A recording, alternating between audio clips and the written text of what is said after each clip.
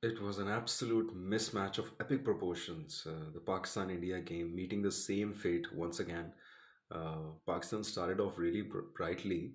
Salman Ali Agha introduced himself early into the attack, and that move paid rich dividends. But since then, Pakistan once again were erratic, out of sorts. The spinners were not able to keep any sort of pressure, they weren't able to exert pressure. Mohammad Nawaz, he has a terrible record against India. He was darting those looseners and those freebies and gifts wide outside of Shaheen Afridi. I don't know why we just keep playing him because it's been a few years and his performance has been patchy and inconsistent.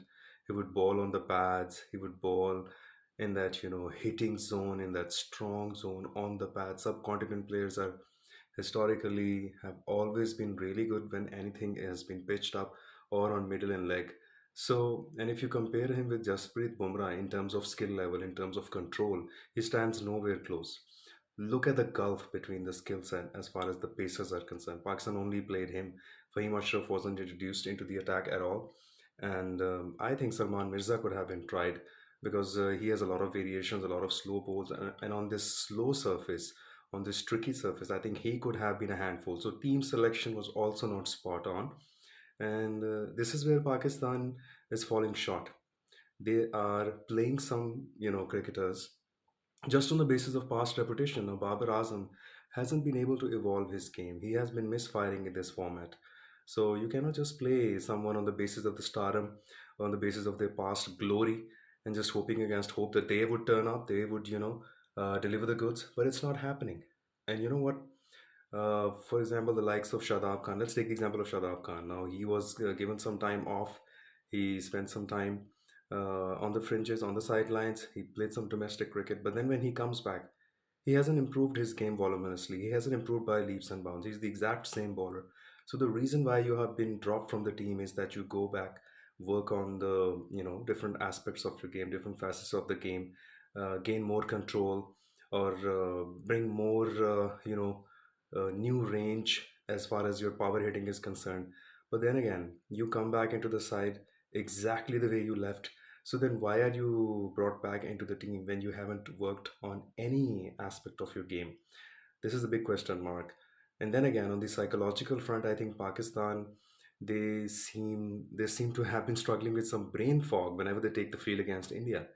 They simply cannot focus and keep their head on the ground and just keep basics. Like, there is just this feeling that all hell will break loose.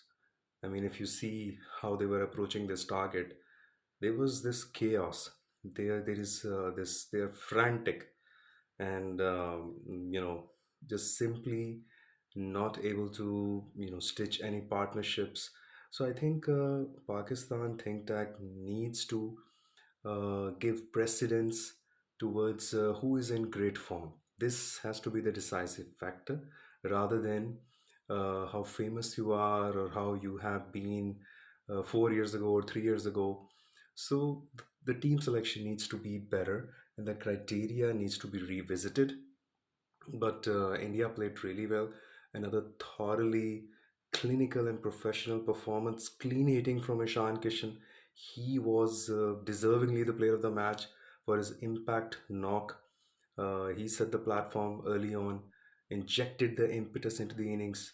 And if you take his innings out, then I think it would have been a middling total, maybe 140, maybe 150, and it could have been a different game altogether. So Pakistan wasn't able to produce this kind of an innings, and this was the clear difference.